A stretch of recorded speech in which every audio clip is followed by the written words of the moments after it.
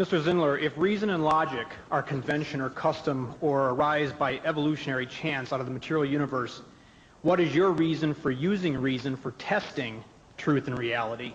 In other words, do you have a reason for your reason, or is it just your blind faith?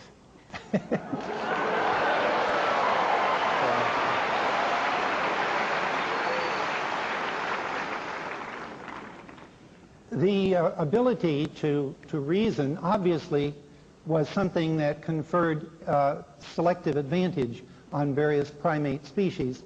Indeed, the ability to reason and interpret sense data from the environment accurately has been part of the vertebrate evolutionary scheme itself.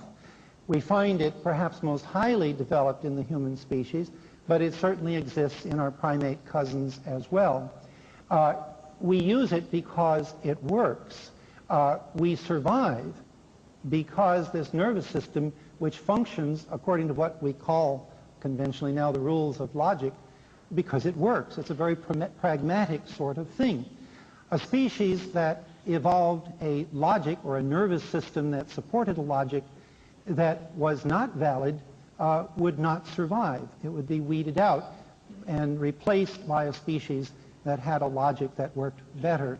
And indeed, one of the famous philosophers of science, Karl Popper, has himself developed a theory of epistemology, a theory of knowledge, in which he accounts for these meta-theories themselves in terms of evolution, that there is sort of a natural selection going on among logical systems, among philosophical systems. But actually my answer is a very simple pragmatic one. We use it because it works and allows us to survive. I think that the question points to a deep incoherence in the atheist point of view. Namely, if our beliefs are formed simply as a result of the selective advantage, that means that our belief-forming mechanisms don't aim at truth, they aim at survival.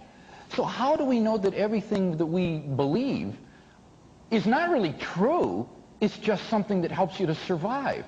In other words, there's no reason to think that the evolutionary story itself is true rather than just something that has survival value. Worse than that, Mr. Zindler is a determinist, and therefore everything that he thinks is just like, say, having a toothache or a limb growing a leaf. There is no truth to it, it's just all determined. So how do you know that the views that you hold to aren't simply the result of physical stimuli rather than rationality?